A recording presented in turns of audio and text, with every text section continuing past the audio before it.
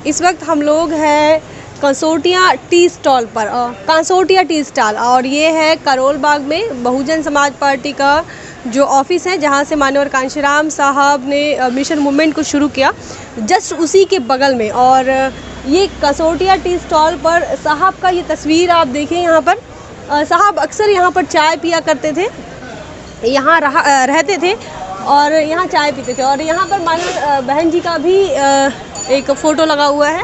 साथ ही ये भी जो ऐतिहासिक तस्वीर यहाँ पर आप देख सकते हैं, चाय पीते हुए साहब की तस्वीर है। और उसके बारे में कुछ बातें जो है अनकहे किस्से जो किसी ने नहीं बताया, वो चीज़ आज हमें साहब बताने जा रहे हैं। सबसे पहले आप अपना नाम बता दीजिए। मेरा नाम परमानंद कंसोटिया है। हाँ। और मैं आप सभी का हार्दिक स्वागत और धन्यवाद करता हूँ, क्योंकि एक आज ऐसा दिन है, आज 75वां जो वर्षगांठ हम मना रहे हैं भारत की आज़ादी का, उसके विषय में आज आप महाराष्ट्र से चल के अगर आए हैं तो मैं आपका दिल्ली की ओर से आपका हार्दिक स्वागत अभिनंदन करता हूँ। मैं आपको बताना चाहता हूँ, ये ऐसी कर्म भूमि है बहुजन समाज पार्टी के जो जन्मदाता था माननीय कांशीराम साहब, जिन्होंने 77 के अंदर यहाँ से वामसेप शुरू किया है, 81 में डीएस फोर्स शुरू किया है और 84 में यहीं से पार्टी बनी है। तो माननीय कांशीराम साहब जो बीएसपी का जो मूवमेंट है वो यहीं हरजान सिंह रोड 5322-23 मकान नंबर, ये 22 मकान नंबर हमारा है, जहाँ कंसोटिया टी स्टॉल है, जहाँ पे साहब बैठ के चाय पिया करते थे। और ये 5323 मकान नंबर बीएसपी का है, जहाँ से कांशीराम साहब यहाँ से इस मूवमेंट को शुरू किया। और इसी रोड पर एक धर्मशाला वगैरह करती थी, उस धर्मशाला के अंदर लोग पूरे ऑल इंडिया से लोग आके रुकते थे। और मैंने भी बसपा के अंदर बहुत 35 साल बहन जी के साथ काम किया है, मैं भी साहब के साथ काम किया मैंने। और साहब हमारे परिवार की तरफ रहे हैं, मम्मी पापा हमारे, खाना बैठना, ये सब चीज़ हमने साथ हमने की है। ये दुकान हमारी अपनी है, तो हमने बचपन से साहब के साथ सीखा है। तो 35 साल हमने साहब के साथ कांशीराम साहब काम किया है। और कांशीराम साहब वो शख्सियत है देश के अंदर जिन्होंने दलितों के मसीहा के रूप के अंदर नहीं, पूरे सर समाज के रूप के अंदर एक मसीहा बन के आए। जो बाबा साहब डॉक्टर वी.आर. अम्बेडकर जब 56 में चले गए थे, 50 साल ये मूवमेंट रुक गया था, तो इस भारत के अंदर दूसरा कोई अम्बेडकर आया तो माननीय कांशीराम साहब है। तो हमें गर्व है कि ऐसे माननीय और महापुरुष कांशीराम के साथ हमें काम करने का मौका मिला। मेरे भाई ने यहाँ पे 98 के अंदर बहुजन समाज पार्टी चुनाव लड़ा था, रोहताश कुमार कंसोटिया ने। उन्होंने भी सेवा की। उसके बाद 2007 में मैंने एमएलए का चुनाव लड़ा, फिर 2012 में मैंने निगम का चुनाव लड़ा। और यहीं से ही माने बहन कुमारी मायावती जी भी, वो भी यहाँ पर 12 साल रही हैं, इसी मकान के अंदर, इसी ऑफिस के अंदर। ये भी सौभाग्य है कि हम बहन जी के साथ भी हमने काम किया। हमने बहन जी के पूरे परिवार में बहन जी ने पूरा दिन रात मेहनत करी है। और साहब कांशीराम साहब ने पूरे भारत के अंदर ये जो दौरा किया है, साहब DRD के अंदर सर्विस करते थे और क्लास 1 अधिकारी थे। सिर्फ एक छुट्टी के ऊपर उन्होंने अपनी नौकरी छोड़ी, तो उन्होंने नाना नाम के व्यक्ति थे जो महाराष्ट्र के रहने वाले थे, वाल्मीकि समाज से बिलोंग करते थे। तो साहब ने वो 14 अप्रैल की जब छुट्टी हुआ करती थी तो उसका विरोध किया करता था। तो साहब को उन लोगों ने ललकारा कि तुम्हारी क्या औकात है। तो साहब कांशीराम ने बताया कि मैं बताऊँगा मेरी क्या औकात है। तो साहब ने उसी दिन अपनी नौकरी से रिजाइन कर दिया। और रिजाइन करने के बाद ये प्रण लिया, उन्होंने 3 चीज़ वचन किए कि शादी नहीं करूँगा, कोई संपत्ति नहीं बनाऊँगा और कोई परिवार में नहीं जाऊँगा। जब पंजाब में रोपड़ ज़िले के अंदर खासपुर गांव के रहने वाले थे वो, जब उनके पिताजी का देहांत हुआ, तो जब वो वहाँ पर भाषण देने गए तो लोगों ने कहा कि कांशीराम जी आपके पिताजी का देहांत हो गया है। तो लोगों ने कहा कि कांशीराम जी आपके पिताजी का देहांत हो गया। साहब कांशीराम साहब ने बोला कि मेरे पिताजी तो दुनिया में चले गए हैं, वो तो दोबारा नहीं आ सकते, ये जो जिंदा लोग मर रहे हैं इनके लिए मुझे काम करना ज़्यादा है। तो मेरे रोंगटे खड़े हो जाते हैं। मेरे गुरु आदरणीय परम पूज्य बाबा साहब डॉक्टर तो थे, मेरे आदरणीय असली जो गुरु है वो माननीय कांशीराम साहब और बहन जी है। तो मैं आपका धन्यवाद करता हूँ, बहुत बहुत आपका स्वागत है। Thank you. एक और सवाल है, आपने तो बात ख़त्म कर ली। आपने जो साहब को देखा होगा तो साहब यहीं बैठते होंगे, जी। और जब बैठते थे तो बातचीत करते थे, हंसी मजाक या मिशन की बातें। तो कुछ याद है, कुछ लम्हे साहब जैसे बैठते थे, कहाँ बैठते थे, ऐसा कुछ? ये मैडम क्या आपने बहुत अच्छा क्वेश्चन किया है। ये सौभाग्य है, पता नहीं कोई आपने कोई अच्छे कार्य किए हैं, कोई कुदरत ने आपको मेरे से मिलाया है, क्योंकि हम लोग उस सोच के लोग हैं। जब माननीय कांशीराम वाकई यहाँ ही बैठा करते थे, मैंने माननीय कांशीराम साहब की जो गाड़ी हुआ करती थी एम्बेसडर 3263 का नंबर था, उसी गाड़ी से मैंने गाड़ी चलाना सीखा है। मेरे पापा मम्मी सब खाना बैठना, मतलब साहब के अंदर एक ऐसी भावना थी, मतलब उन्होंने कोई दिखावा नहीं किया। अगर इस भारत की राजनीति में अगर कोई नेता पैदा हुआ तो धन्यवाद माननीय कांशीराम साहब हैं, जिन पे 1 रुपये का दाग नहीं है। उन्होंने बहुजनों के लिए ही देश के अंदर जीवन लगाया है और उनका एक ही लक्ष्य था। वो बार एक ही कहते थे, मुझे देश का प्रधानमंत्री बनना है, और प्रधानमंत्री बनने के बिना हमारा देश का भला नहीं हो सकता। तो वही माननीय बहन जी को उन्होंने 4 बार उत्तर प्रदेश के मुख्यमंत्री बनाया और धन्य है बहन कुमारी मायावती जी, जब बहन जी वहाँ उत्तर प्रदेश मुख्यमंत्री बनी तो ऐसा उन्होंने कार्य किया। आज इतिहास के पन्नों पर वो गजी है, जो सरकारें जो बोलती हैं वो सिर्फ झूठ बोलती हैं, बहन जी का काम बोलता है। एक और बात, जब हम साहब को पढ़ते हैं, जानते हैं, तो हमें यह पता चलता है कि काफ़ी आर्थिक संकटों का उन्हें सामना करना पड़ा। खाने पीने में दिक्कतें और साधन नहीं थे एक जगह से दूसरी जगह पहुंचने के लिए। तो ऐसा कुछ आपके ध्यान में आया, मतलब ऐसा कोई इंसिडेंट आपको पता है? सच, बिल्कुल सही क्वेश्चन किया माननीय कांशीराम साहब ने। वाकई ही रियल के अंदर हमने लाइफ में देखा है, क्योंकि सन 77 के अंदर जब यहाँ से बाम से बनाई है, 81 में जब DS4 बनाई है और 84 में यहीं से पार्टी शुरू हुई है।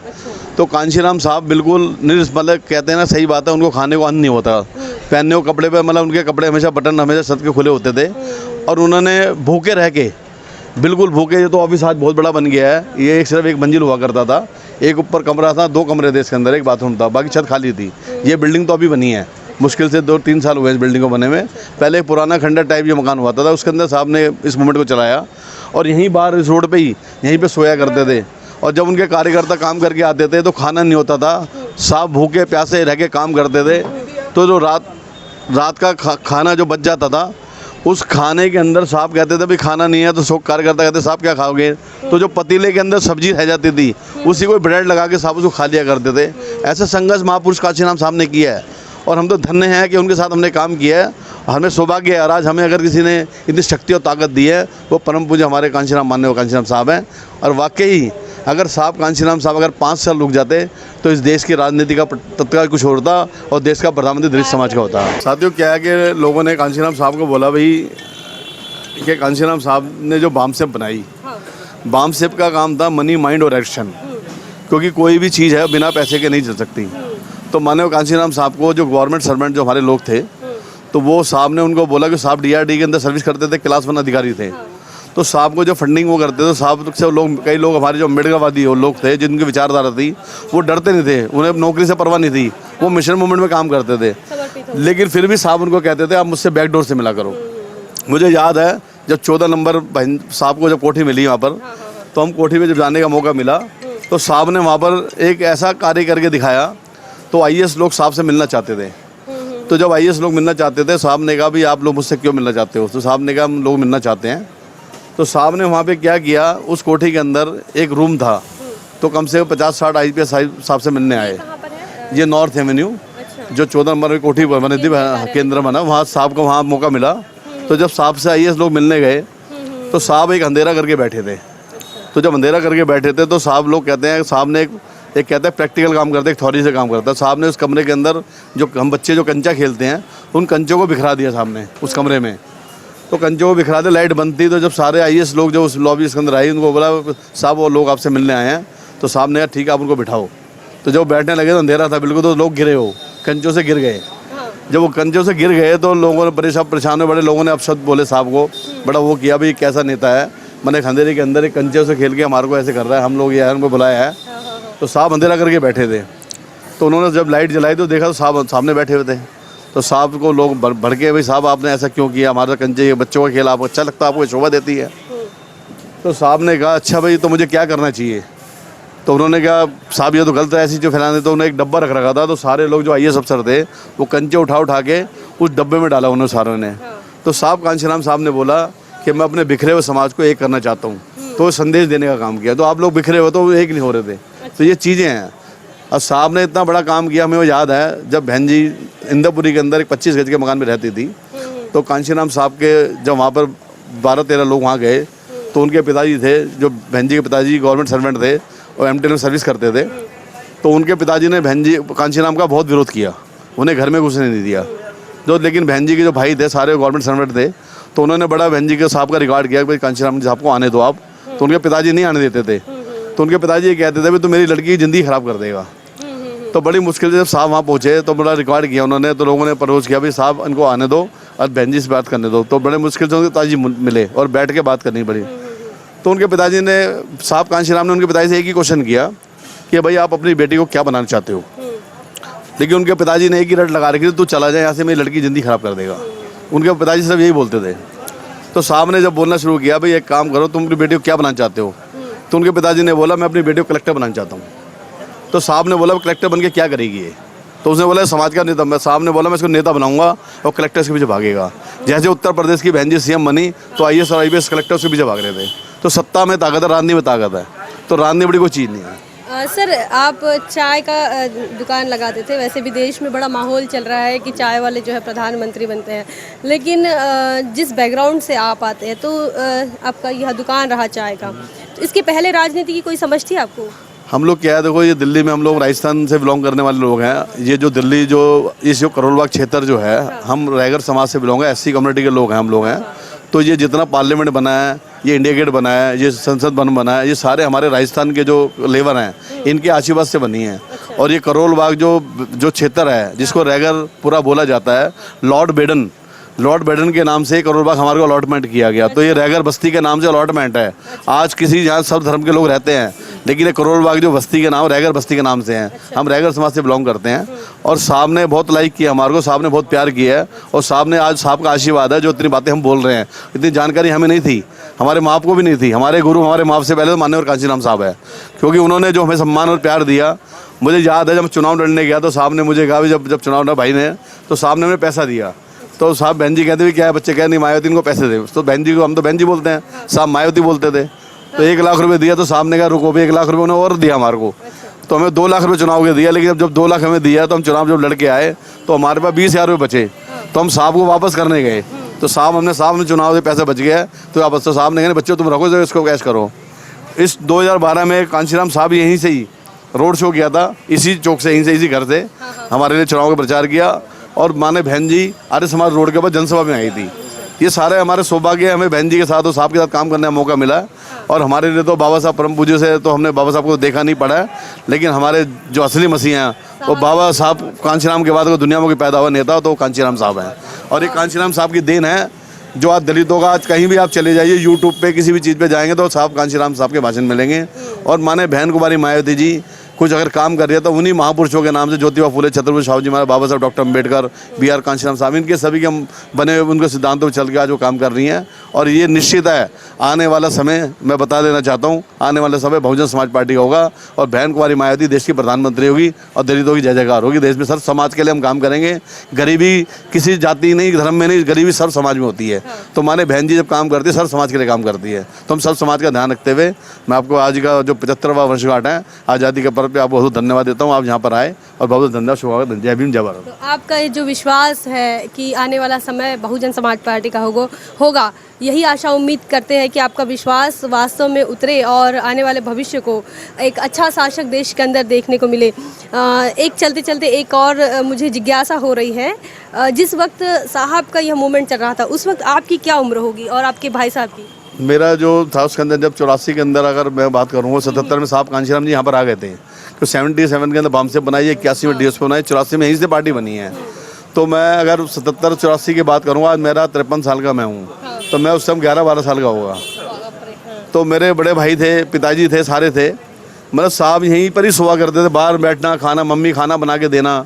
और मतलब कि साहब ने पूरे गली गली के अंदर साइकिल से यात्रा करी है, डोर टू डोर लोगों जाके मिले हैं। मतलब उन्होंने सारे काम अपने हाथों से करने का काम किया, जन जन तक। वो कोई हवाबाजी में राजनीति नहीं की, उन्होंने ज़मीन से राजनीति की है। दीवार पर पेंटिंग वगैरह जो वाल राइटिंग साहब, जब वाल साहब राइटिंग, वाल राइटिंग, हम वाल राइटिंग खुद कर जाते थे। और जो झंडे बैनर आज तो लोग पैसे से ठेके वालों देते हैं, हम खुद झंडे बैनर खुद अपने हाथ से बांधते थे, सीढ़ियाँ लेके जाते थे, वाल राइटिंग करते थे। और एक लोहे की चद्दर पे उसको खुदाई करा के उसको हम रंगों से पोतते थे दीवारों को। ये हम काम करते थे, जो साहब ने हमें इतना कुछ सिखाया है। और आज ये पार्टियाँ सिर्फ पैसे के दम पे काम कर रही है। मुझे याद है एक चीज़, जब अटल बिहारी वाजपेयी जी जब चलते थे तो वो बोलते थे कि मेरे है ना पैर के अंदर 2 कांटे, एक तो मुलायम सिंह यादव और एक कांशीराम। मुझे याद एक चीज़ आपको बता देना चाहता हूँ, मुलायम सिंह जब साहब सीढ़ी में चढ़ रहे थे लोकसभा के अंदर, तो साहब कहते थे कि भाई मुझे कट कट की आवाज़ आती है। जब साहब ने लोकसभा में बोला अटल बिहारी देश के प्रधानमंत्री थे, तो साहब कहते कट कट की आवाज़ आती हैं। तो लोग समझ नहीं पाए भी कट कट की आवाज़ क्या होती है। तो साहब ने बोलना शुरू किया, भाई लोग कहते हैं कि मुझे कट कट की आवाज़ आती है, तुम्हें सुनाई नहीं देती है। लोग कहते हैं जी हमें तो सुनाई देती कांशीराम जी, आपको क्या सुनाई देती है? तो साहब ने कहा जब अटल बिहारी जब सीढ़ी में चढ़ता तो मुझे कट कट की आवाज़ आ रही होती है। तो वो आवाज़ जो आ रही हो तो लोग समझ नहीं पाए उनकी बात को। जब उन्होंने उसको ब्रीफ किया और विस्तार से उसको बताया कि भाई ये जो 17 दलों की सरकार जो चल रही है ये लंगड़ी सरकार है, ये एक जोड़ की सरकार है, कभी भी गिर सकती है। तो लोगों ने इतनी हंसी वहाँ पर, जो लोग खुश हुए वहाँ पर। तो ये साहब की देन है। और राजीव गांधी, हमें याद है 64 नंबर नॉर्थ एवेन्यू के साहब की कोठी हुआ करती थी। रात को 2 बजे राजीव गांधी स्वयं कांशीराम साहब से मिलने आया। जब इंदिरा गांधी जी का देहांत हुआ था, इंदिरा गांधी जी के बाद जो फुल बहुमत की सरकार बनी तो राजीव गांधी देश का प्रधानमंत्री बना। और राजीव गांधी देश का प्रधानमंत्री बनने के बाद जब उसकी दोबारा सरकार थी 84 के बाद 79 के अंदर 89 के अंदर चुनाव हुआ दोबारा, तो कांशीराम साहब से बोला हम समझौता करते हैं तो मैं आपका भला कर दूंगा। तो कांशीराम साहब जब अंदर थे तो सब लोगों ने कहा कांशीराम साहब आपसे वो मिलने आया, राजीव गांधी आया है। तो साथ को जब साहब से मिले, साहब धोती के अंदर धोती और कुर्ता पहनते थे, साहब कमीज पहनते थे। तो साहब जब बाहर आए तो उस राजीव गांधी ने कहा कि कांशीराम जी मैं आपका भला करना चाहता हूँ। तो राजीव साहब ने कहा भी तुम मेरे भले की बात मत कर, तू अपने भले की बात कर, क्यों तेरी माँ ने तो मेरा भला किया नहीं है तो तू मेरा क्या भला करेगा, तू अपने भले की बात कर। तो साहब ने ये बात उन्हें बोली तो कहता कांशीराम जी आप और मैं मिलकर चुनाव लड़ेंगे तो आपकी सरकार मेरी सरकार बन जाएगी। तो राजीव गांधी को साहब ने कह रहा मैं इस देश के अंदर कभी भी कांग्रेस और बीजेपी की सरकार नहीं बनने दूंगा, उसको 70-75 सीटें हमेशा नीचे रखूंगा। तो ये कांशीराम साहब की देन है, जो लंगड़ी सरकार है, लंगड़ी सरकार होगी तभी हमारे देश के अंदर दलितों का हमारा फ़ायदा होगा। तो जब सरकार जब गिरी, राजीव गांधी जब सरकार गिरी तो हमारे 3 MP आए थे सिर्फ, पंजाब से और यूपी से। तो लाखा जी उसके अंदर थे, सारे होते तो 3 लोग हैं, तो 3 लोग जीत के आए थे। तो कांशीराम साहब ने जब बोला तो जब राजीव गांधी रोड पे मिला तो अब तू बोल रोड मास्टर, अब तो मेरे लेवल का आदमी है, अब तो रोड पे घूम रहा है। तो साहब ने उसको रोड मास्टर बनाया। तो उसने कहा कांशीराम जी आपने अच्छा नहीं किया। तो साहब ने उसे बोला मैं ज़िंदगी में कभी कांग्रेस बीजेपी बहुमत की सरकार नहीं बनने दूंगा, तो उससे 70-75 नीचे रखूँगा। ये तो साहब की देन है। अगर साहब हमारे पास हमें मसीह है, अगर वो 5 साल रुक जाते तो देश की शक्ति इस ताकत कुछ और होता। मैं ये पुनः आपको धन्यवाद करता हूँ। बहुत बहुत धन्यवाद। हमारे साथ थे कांसोटिया जी, परमानंद कांसोटिया जी। और ये आप जो अभी प्रभारी हैं? मैं दिल्ली में प्रभारी रहा हूँ, लोकसभा का इंचार्ज रहा हूँ, लोकसभा इंचार्ज भी रहा हूँ, प्रभारी रहा हूँ, स्टार प्रचारक रहा हूँ बहन जी के अंदर, प्रदेश का कोषाध्यक्ष रहा हूँ, कई पदों पे मैं रहा हूँ। और हमारे परिवार के अंदर बहन जी के आज भी मेरा आना जाना है। बहन जी का प्यार और मोहब्बत है, जो भी है मैं दिखाऊंगा फोटा को। तो मुझे सौभाग्य है कि मुझे बहन जी का प्यार और आज भी मिलता है, और हमारी नेता बहन जी है। ये जय भीम। आप ये देखिए, ये आप इधर देख सकते हैं। तो ये जो तस्वीरें दिख रही है, ये जो बहन जी का सम्मान है, मान सम्मान है। तो ये भी तस्वीरें हैं, यही दिखाना चाह रहे थे। ये भाई साहब काफ़ी देर से तस्वीर दिखाना चाह रहे थे। ये मोहब्बत है माननीय कांशीराम साहब के लिए, ये मोहब्बत है बहन जी के लिए, ये सम्मान है उनके लिए कि उन्होंने जो काम किया है उस बात का। ये जो लोग दिख रहे हैं, हमें ये नहीं पता था कि ऐसे भी लोग हैं कि जो जानते हैं माननीय कांशीराम साहब को, बहन जी को। और हाल ही में जब हम लोग बातचीत कर रहे थे तो ये देखिए, ये तस्वीर दिखा रहे हैं बहन जी के साथ, इनका तस्वीर आया है, ये देखिए।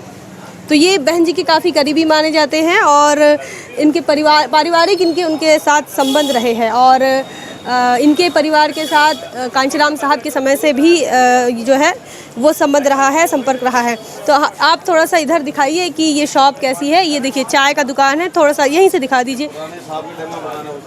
ये उसी समय का ये है, अंदर आइए ज़रा। तो यहाँ पर कांशीराम साहब ने कभी कदम रखे, कभी चाय पिया। और ये देखिए ये घर है अंदर, यहाँ पर उन्होंने समय बिताया। बता रहे हैं कांसोटिया जी कि साहब यहीं फुटपाथ पर सो जाया करते थे। अभी ये जो फुटपाथ है तो यहीं पर कहीं सो जाया करते थे। बाजू में बगल में ही बसपा का ऑफिस है, बसपा का कार्यालय है, और यहाँ पर इनका दुकान है। तो काफ़ी ऐतिहासिक जानकारी जो है हमें कांसोटिया जी ने दी है, और हमें भी काफ़ी खुशी हुई कि आपसे बातचीत करके। हम लोग तो निकल गए थे, वहाँ तक जाने के बाद हमें याद आया कि साहब की ये जो तस्वीर है, ये तस्वीर काफ़ी वायरल है। ये तस्वीर बहुत जगह पर हम देखे हैं, लेकिन हमें ये नहीं पता था कि ये कांसोटिया जी का टी स्टॉल पर मतलब यहाँ की टी स्टॉल की है करके। तो बहुत बहुत धन्यवाद आपका हमसे जुड़ने के लिए और काफ़ी सारी जानकारी हमारे साथ शेयर करने के लिए। वो तो इनका है धन्यवाद कि इन्होंने बताया कि सर की तस्वीर, साहब की तस्वीर यहाँ लगी हुई है। धन्यवाद सर। आप ये जब सुन रहे थे तमाम चीज़ें, जब हम लोग सुन रहे थे तो हमारे भी रोंगटे खड़े हो गए थे, क्योंकि जिस साहब को हम पढ़ते हैं, जैसे बाबा साहब को भी हम नहीं देखे, साहब को भी हम नहीं देख पाए, आज बहन जी हमारे साथ है। और वो जब संघर्ष उनका हमने उन लोगों से जानने की कोशिश की जिन्होंने अपने आंखों से देखा है, तो रोंगटे खड़े हो जाते हैं और उस संघर्ष को समझने के लिए जो लोग हैं वो समय नहीं देते और यूं ही बातें बना लेते हैं। ये काफ़ी दिक्कत वाली बात है और हमें भी उम्मीद है कि आपका जो विश्वास है कि आने वाला समय बहुजन समाज पार्टी का होगा, बहन जी का होगा, तो हम भी उसी समय की आशा में हैं, हम भी उसी उम्मीद में हैं। इस तमाम चीज़ों को लेकर आपका क्या कहना है कमेंट सेक्शन में ज़रूर बताएं। बने रहे द थिंग पर। जय भीम, जय भारत। बहुजन विचारधारा को घर घर तक पहुंचाने के लिए हमारे YouTube चैनल को सब्सक्राइब करें, लाइक करें, कमेंट करें, शेयर करें और बेल आइकन की घंटी दबाना ना भूलें।